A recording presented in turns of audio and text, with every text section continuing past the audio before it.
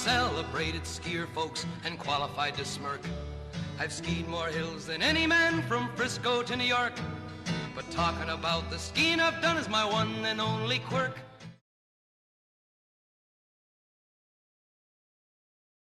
Hello everybody, I'm Bob Beattie, and I first visited Aspen in 1956. And I have some stories to tell you about legends of Aspen. Beats, that was a very humble introduction. Going back to those 50s when you were actually coach at Middlebury, when you came to Aspen for that very first time, prior to your going to CU and then onto the U.S. ski team and all the rest. First time I ever came to Colorado was in 1956 with the NCAA championships at Winter Park, Colorado. And after that competition, which we finished third in, Middlebury did, and I came up here to visit. Stayed at Ralph Melville's place, the Mountain Chalet. Never have forgotten a second of it. It was a great experience, and I had a great impression about Aspen at that time. What was that impression? The biggest impression I had is that it was so unique. I was an Eastern boy, and it's a little different back in New Hampshire and Maine and Vermont. And this was very colorful, and we'd heard all about the snow skiing and everything else and the mountain climbing. And so I remembered it. And then after coaching at the University of Colorado, I came up here in 1970 after leaving also the U.S. ski team. And I moved in. I had absolutely nothing to do at the time. And guess what? In another few weeks, we were loaded. What created the desire to move to Aspen? Why Aspen? You were living in Boulder, which was a fine town. Why the move? The things that I really endeavored to do when I left the U.S. ski team, because it was very historical, and it was the first ski team, first time that men had ever won medals before, Jimmy Huega and Billy Kidd. I wanted to do something different up here, and we did a lot of things differently. We started NASTAR, which at one time fell over 180 programs in the country, and it's been a success ever since. And also we started pro skiing. It was a great experience for everybody, and we really moved in on it. So Aspen was the home of NASTAR and the home of World Pro Skiing. How did Aspen influence those events? The way that Aspen influenced those events was that, first of all, when I came here in '70, every night was New Year's Eve. So we went out a lot, all of us. We had a lot of friends in town. We were true locals, so to speak. And maybe we were a little naughty, but we had a lot of fun. And things that impressed us was the people that lived here, all the locals. I'm a lover of locals, and they never die. They just keep right on charging and telling lies. There's a lot of those people who still haunt the J Bar at the Hotel Jerome. You had a very strong relationship with a bar stool at the end of that bar. Tell us about your relationship with the Jerome Bar. The Jerome Bar was a pretty colorful place because we didn't even have to take our boots off after skiing. We just went right there and kept right on going through the evening. It never stopped. We all met there, and one way or the other. I was one guy who didn't like to stay up that late. And so before midnight, I left. And people always said, "Bob, where are you going?" I said, "I'll be right back." I didn't tell them which day. Who were some of those characters around the bar? some of the characters, Bob Freemuth, who owned a restaurant here in town and has a liquor store now, and I were very close, and we are partners in a building here, and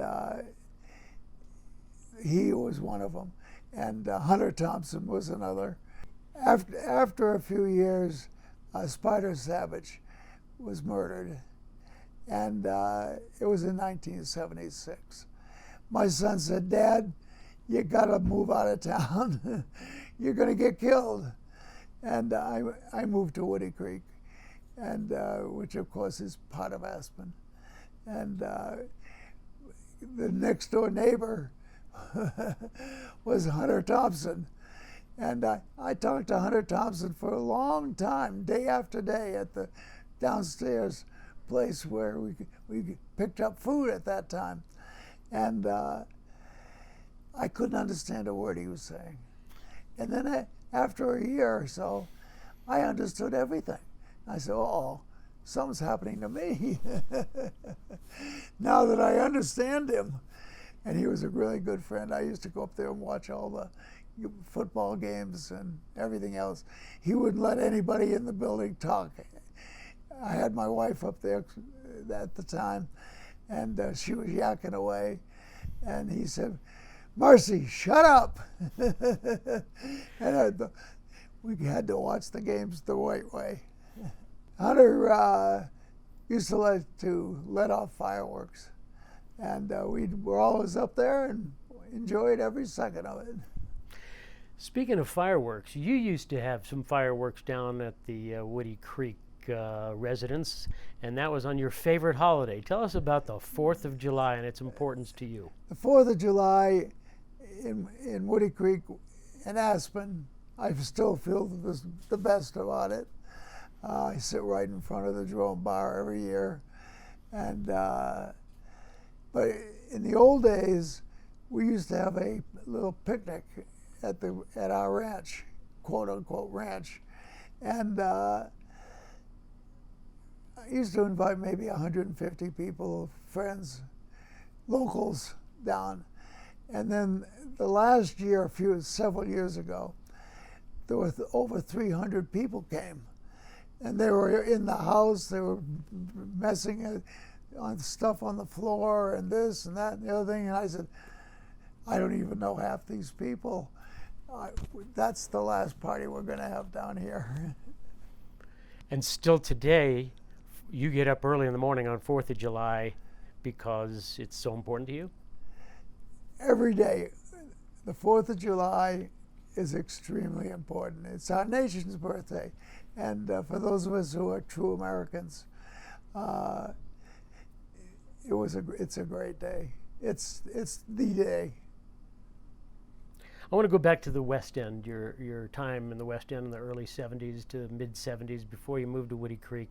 As I recall, your house was really an open house, and there was always people there. A lot of former racers who you coached kind of thought of you as still the coach and hung out at your house. Tell us about the scenes around that West End home on Hopkins. You know, it's very interesting. My coaching days are, I'm still a coach. I still try to boss everybody around. And but when I was coaching at the University of Colorado and the U.S. ski team, I had all these guys, Jimmy Huega, Billy Kidd, Bill Merle, all with me, and they were all 16 at the time when they started with me. And we had a great time. And they still visit me over and over and over.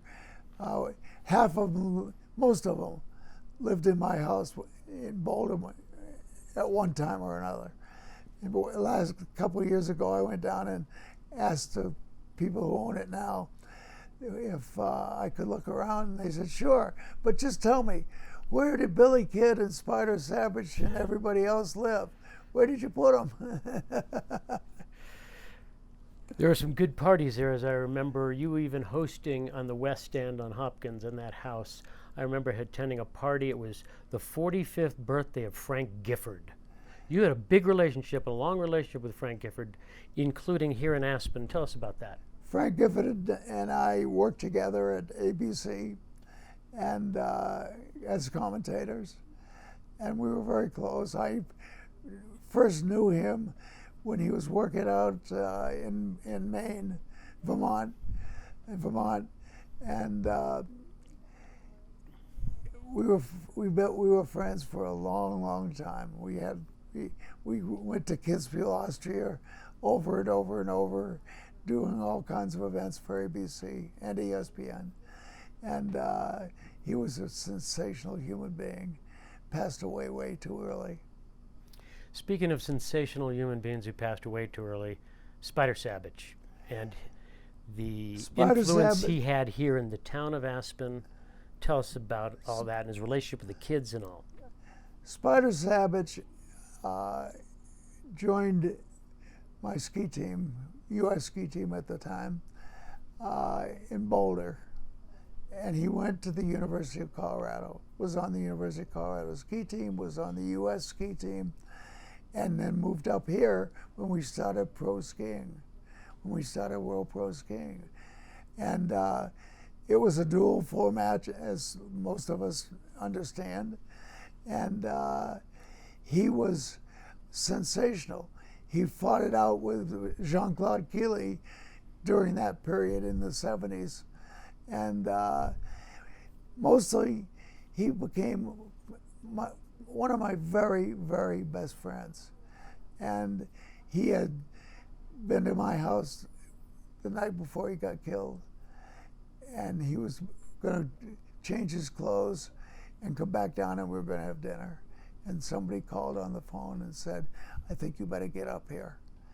And that was the hardest day of my life, because he was truly one of the great persons. He was a very handsome guy and very colorful, but he was also a great student. And he was everything you can imagine. He was it. He made a big impact on the kids in town. They used to follow him around town. He seemed to have a very unique relationship with the young ski racing kids in town. Spider, he was very colorful, and he knew everybody, and he talked to anybody, and he was willing to share his thinking with all kinds of young kids. And the young kids looked at him as a hero, and he was a hero, over and over and over. And just that he was around every day and living here in Aspen, which he loved. John Denver. Not only, of course, was he an impactful local, but you and he created something quite unique in starting. I remember you coming up, telling me at the hotel, at the Jerome Bar one night, on the back of a napkin even, scratching out an idea for a celebrity pro-am centered around John Denver. Our relationship with John Denver was very unique, because when we had our World Pro Skiing Days, which we started in 1970 here, and it ran for 11 years, we always were interested in celebrities and everything else. And John Denver and I were having lunch one day or dinner or whatever, and he said, "How can I help you?" And I said, "I'll tell you how you can help me. You can do a celebrity event with our pro skiing circuit." And that's how it started. And it went on for 10 years. And John was always perfect. And John was, he was a colorful guy by himself. He made a big impact on Aspen. Some of us didn't share all of his thinking, but we shared enough of them. And he was very quiet in some ways, but right out there vocally in others. And a lot of people worshiped John Denver. And I remember one year when he went to the Olympics with us in Europe, and we went over together, and we stopped by in Kitzbühel for the Hahnenkamm race, and John was in the John was in the middle of the room playing his guitar, and he had a lot to drink. And guess what? He couldn't remember the words, so I sent him to bed. He was great. He was great. He was a great human being. Another singer with whom you have a close relationship with over the years is John Oates, your next door neighbor. Tell us about that. John Oates is my next door neighbor. He looks like he's going to sell his property, which I saw him yesterday, and he said, well, it's not sold yet, and who knows what I'm going to do. He's very, very successful, a real big comeback, and he and Hall and Oates are big time right now, and he's all over the place. He's every day doing concerts. How is he as a neighbor? Oh, he's a great neighbor. He wanted to always put asphalt on the driveway, but I own the driveway, and I wanted it dirt. And I said, John, I'm never going to change that. We're going to just keep it dirt. And he's okay. He'll live. Another a neighbor that I've met at your house before, who passed away also, Bradley from 60 Minutes. You know, Ed Bradley, for many of us, has always been a broadcasting hero. And he used to come up and visit everybody, and he had a place here in town, down Valley. And we used to see a lot of him. And he used to love to hang around with Hunter and the rest of us. And he was a true local. And he was another great guy who unfortunately passed away. But he's never been forgotten. You also have had to have a good relationship with the Aspen Skiing Company over all the years, having put on countless events here, including, as I remember, even the first pro downhill was right here in Aspen, which requires a lot of manpower, a lot of cooperation from the Aspen Skiing Company. Tell us about the influences between the two parties that had an effect on town and on ski racing. Well, the World Pro Skiing that we started in '70 had a lot of background as far as dual racing, parallel racing, man against man. And we also started one of the downhills, but I don't think it really hit that much. It wasn't like it.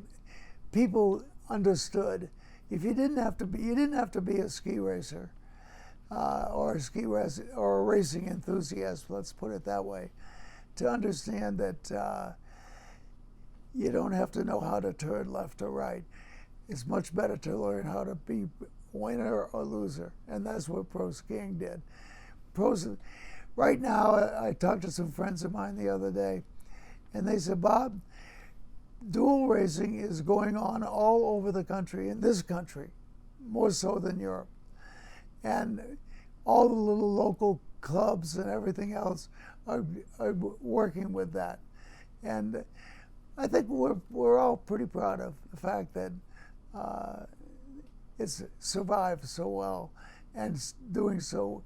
I'd like to see the U.S. ski team do more of it. But then again, I'd like to have the ski team do a lot more. That's the nature of the beast, unfortunately, for them, not for me. And we'll see. What about Aspen's heritage in ski racing? Aspen has always been a great place as far as I'm concerned, as far as skiing, because the Roach Cup was a big deal in this country. Before the World Cup, it was a big deal. And it was a great mountain. Why not? And Aspen always did a great job preparing for it and everything else. And Aspen brought it into its own mold, so to speak. And they always remembered that local situation. And I think that that's what made it so good. And culminating with this, the FIS World Cup Finals this year. What was your take on that? Now, the World Cup Finals this last year was a huge success. I have probably been to well over 100 World Cup races in my life, way more than that. And that competition, I think, was the best ever in World Cup skiing. The numbers of people in town that came out for it, the support that the Aspen Skiing Company put into it, and everything else. A big party that, as you know, we put together for people who came from all over the country.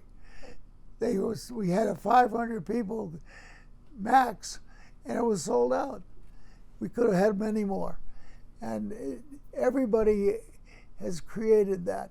I'm very disappointed in the FIS, the Federal International de Ski, by saying if we don't put a lift, Aspen doesn't put a lift up the mountain, we're not going to come. That's wrong. It's the same thing over in Vail. They have to go way up to get to the mountain. It's the same in Kitzbühel. You can't get there easily. I don't know why they're picking on Aspen, but we'll never quit. And Aspen is very solidly behind it. The Crown family, obviously continuing that heritage. What's your advice to them? The Crown family has stepped in with a lot of money and a lot of people who love skiing, who all have places up here, and they pretty much stay out of the day-to-day business. They have a great local group of people who work for them, and everything that is being put in place now is very successful. The ski company also has reached out more and more to the locals, and boy, that's good. And that's bringing Aspen even higher. I don't want to talk about Vail, but I sure can talk about Aspen. You made a lot of impacts in your career, starting the U.S. ski team, starting the World Cup as a co-creator of the World Cup, starting pro racing, NASTAR, on and on and on. But you've told me in the past one of the things you're most proud of, and that's a local program. You want to tell us about Aspen Supports Kids? I'll talk about that as long as anybody will listen. But the ASP program, Aspen Supports Kids, was something that we developed back in 1968. And what happened was we had a separate club here in town, and it ran with the ski company the World Cup. And we had some money left over at the end with sponsorships. And we sat down, Brooke Peterson and I and everybody, to say, let's start kids programming inexpensively. So we developed the program, which I've just said, the ASP program. And the name is no longer, it's now called the Base Camp program. I'd like to have it switch back to the ASP program, but then again, they'll keep hearing my voices. And at any rate, it was for $100 a kid to be part of it, to get transportation up the valley in buses, 1 day a week, 10 days a year, and support instruction from the Aspen Ski Club. Unbelievable. It was a great situation. It's the best in the country and the biggest in the country. I want to see it keep growing. It's 1,600 kids right now, over 1,600. And we have great people running the program. Let's talk about the future of the Aspen Valley Ski Club. What is your vision for how that club can nurture young people in this valley? I know you have a lot of thoughts about the importance of learning the disciplines that you learn as a ski racer that help you throughout your life. Can you maybe elaborate on that? Well, I think that ski racing has got tremendous opportunities for it. Not just the racing down the mountain, but you travel together, you train together, you have dinner together, lunch together, whatever.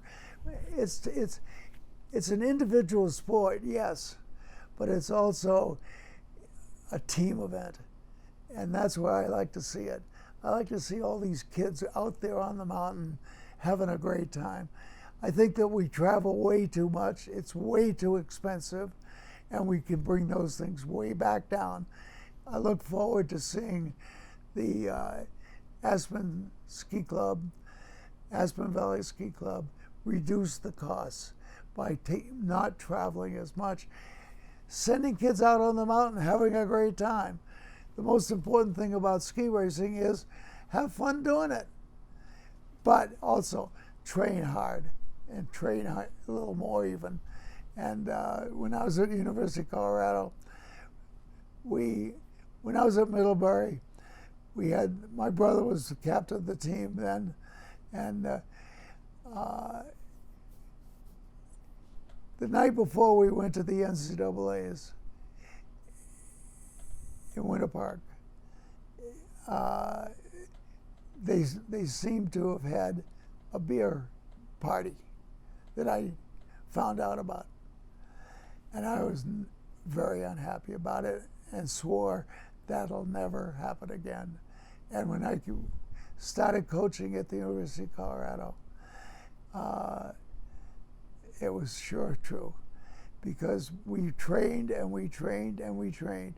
Other coaches in other sports used to come to our workouts to see why we were working so hard and what we were doing. It was brutal. And when we all get together, we're all still very close friends. And that's one of the great things about skiing, naturally. And they used to come and say, we aren't going to talk about ski racing. We want to talk about the conditioning program, how brutal it was.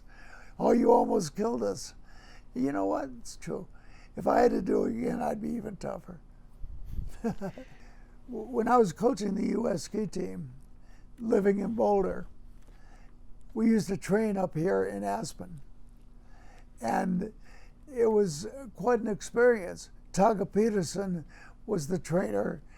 He worked here in town. He just passed away last year. And he was a tremendous trainer. And he worked out with the kids all the time. And all of our meals were run by Werner Kuster and at his restaurant. And for $45 a day total. And he basically gave us everything. And we thought it was pretty special. And it was a great way to train in Aspen.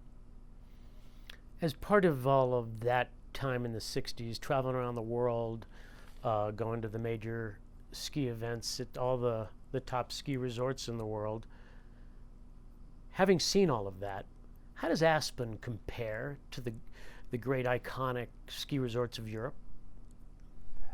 Both then and now, for that matter. Well, everybody grows. Aspen has grown a lot over the years with different lifts, different mountains, and everything else, 4 mountains. And it's a great ski resort. It's also a great ski resort when it comes to ski racing, because the mountain is fantastic. We saw that in the World Cup Finals this last winter. And not one person I've heard from ever has said anything bad about this here. The only person that's said something bad is the lady who runs the FIS, who said we're not coming back until they put a new lift in. It's none of their business who puts the lifts in. This is just the race result and the race. And it should be, Aspen did a great job. And everybody I've talked to thought it was sensational. I think it was the best. Of all the qualities that Aspen has, what's the biggest thing to you? Well, I think one word, the locals. I think the locals make Aspen, and I've always felt that way. I'm a local type, and I just love the locals out there working hard. It's maybe pretty expensive right now. It is very expensive, but we can live with it. We can deal with it. Everybody's doing their best to make it work, and I support that completely. What would be your greatest fear about the future of Aspen? What do you want to make sure people are focused on protecting about the qualities and character of Aspen? I'm not too worried about the future of Aspen. I think Aspen is a great place. It's a very colorful place. It's beautiful, and it stands on its own 2 feet. And the most important thing for sure is the people who own it. They're great people, and they truly love this town, and they don't get in there in the middle and interfere or anything like that. I mean, they're everywhere, and the staff is incredible. I mean, I deal with them all the time, and we were on a special little committee last year on the World Cup Finals, and I was very impressed at how they listen, and that's important. Listen to the locals too, and that's great. You struck up a bit of a relationship with Walter Isaacson, and I'd like to hear your thoughts about the Aspen Institute and its influence on Aspen and its importance, both past and present. I've just recently met Walter Isaacson and had a nice conversation with him. I was very impressed. The idea that what they're doing is bringing people in from all over the country to Aspen, Colorado, and showing what Aspen's all about and what Aspen can do, I think is insurmountable. I wish he weren't resigning, but he informs me that he's not really leaving. He's just not out of the day-to-day operation, and we'll see. But he's going to be missed. He's a unbelievable, bright person. What's your hope for the future of this town?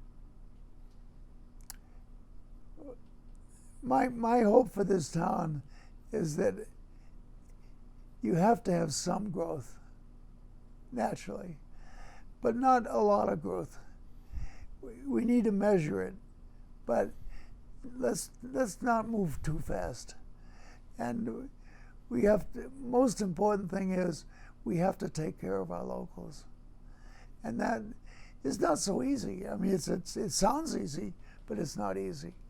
And I think so many of the city council people and everybody else in the town want to keep it the way it is. And it's grown a lot. When I came in here, there were dirt roads in '70. And it's grown, but that's life. Things do grow, but the town by itself is not really growing that much.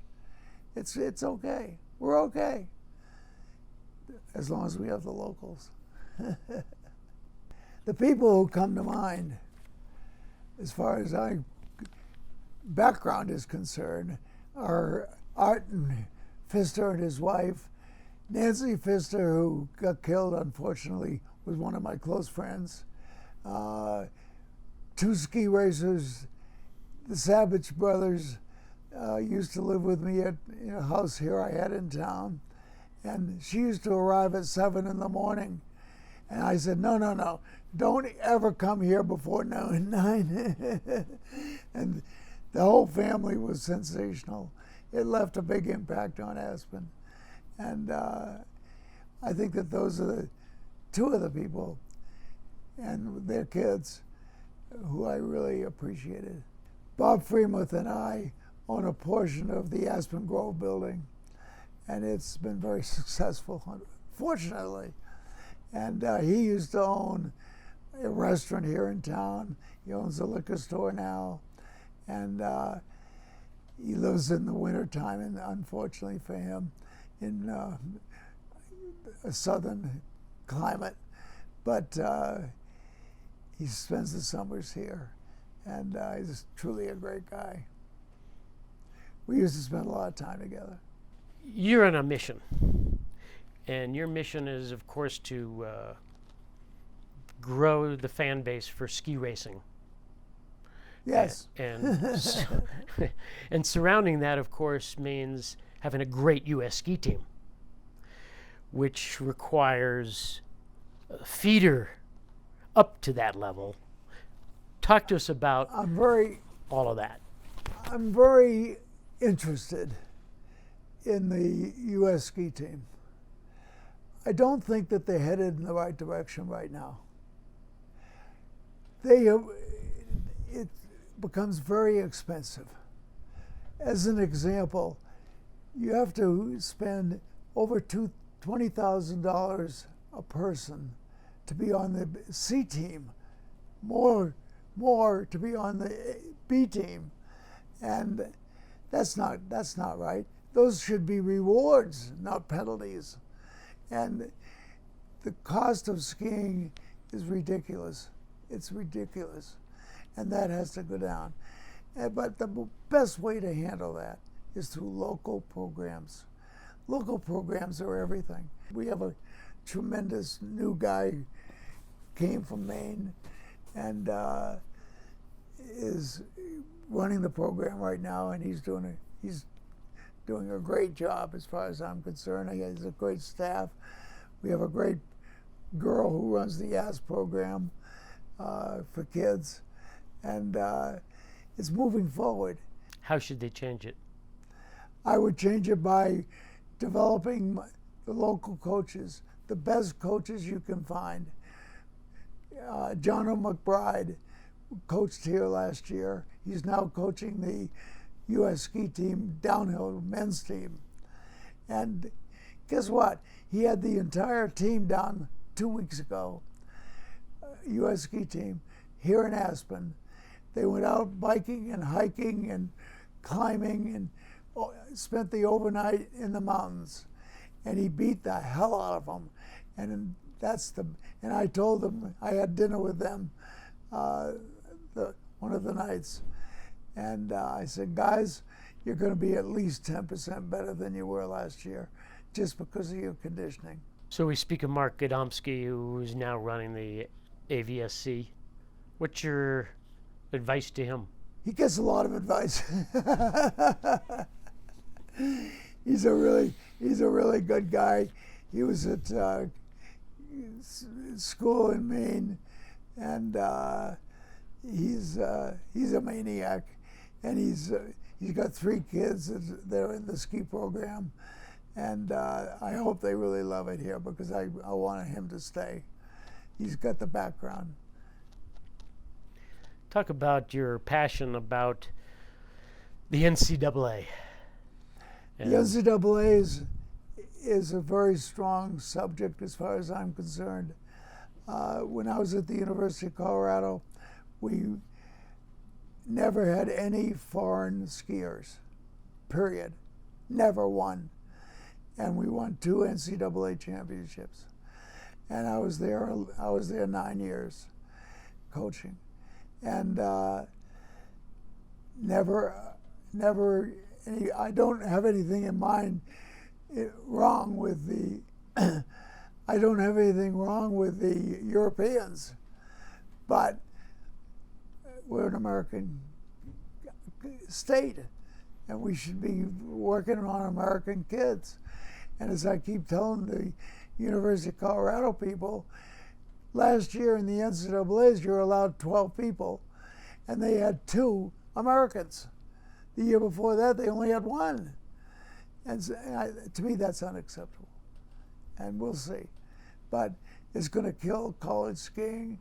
college skiing is a very unique situation here in the United States, and it's not the rest of the world, but it certainly is an American, and we should embrace that and really embrace it. But I don't think the ski team is embracing it.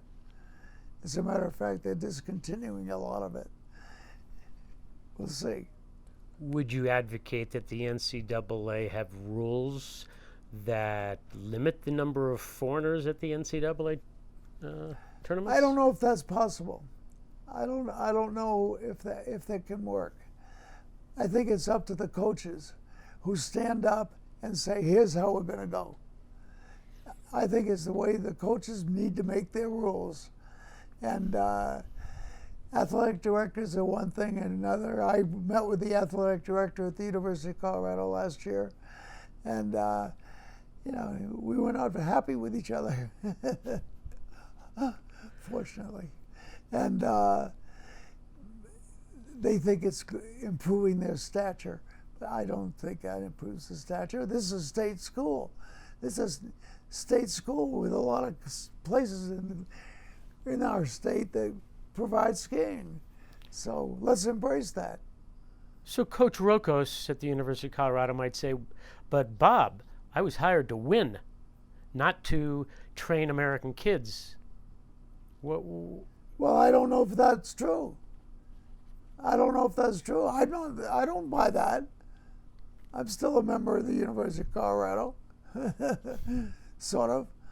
And I think that it needs to support our state. It's a state-run school. We need to run it with the towns in the state, and embrace that. Skiing is a big thing in this state, huge. It's a big income producer. We don't want to forget that. You have also developed a very unique concept for Colorado Mountain College. I do. Colorado Mountain College is 11 different possibilities around the state. And I've visited several of them. And Walter Isaacson has a place in one of them. It's unbelievable. I was there several weeks ago. And it is very unique. And in addition to that, kids can go to school for very little money. They can have their jobs, they can live at home, and everything else work with, and they can get a great education. And I'm getting more and more involved with that situation, and that's where I'm going to go more than I am with the universities anymore. I haven't given up, but let's put it this way, I'm a big Colorado Mountain College fan. Is there a ski racing motivation in the back of your head that fits in? Oh yeah. What I'd like to do is see the first year, see people have a competition at the end of the year, inviting all the kids from these different places to come. And then the second year, to try and introduce them to teams in the different schools. Like Steamboat has got a great one. The one here in Aspen and down Valley are both great. And elsewhere, it can be a huge success if we really get behind it. It can be a huge success. Walter Isaacson's not a bad guy to have behind you. What about the concept of bringing back a major professional ski race open and doing it right here in Aspen at the end of every winter? The concept of, maybe it's at the end of the World Cup tour, there's been some talk about this recently, to put on a big head-to-head race on Ajax. It's an annual event, and it's head-to-head. Viable? Last year, the World Cup Finals were a huge success, but it was a very expensive affair. What I'd like to see is an annual Aspen event at the end of the winter, a team event. Parallel ski racing, like we had in the pro skiing days. We found out how enjoyable it was and how many people enjoyed it. You didn't have to know much about skiing to know who won. And that's the key to it. And people keep saying, but Bob, the Europeans won't come. I'm not so sure of that. When we opened pro skiing, I never invited one person to come, ever, in 1970.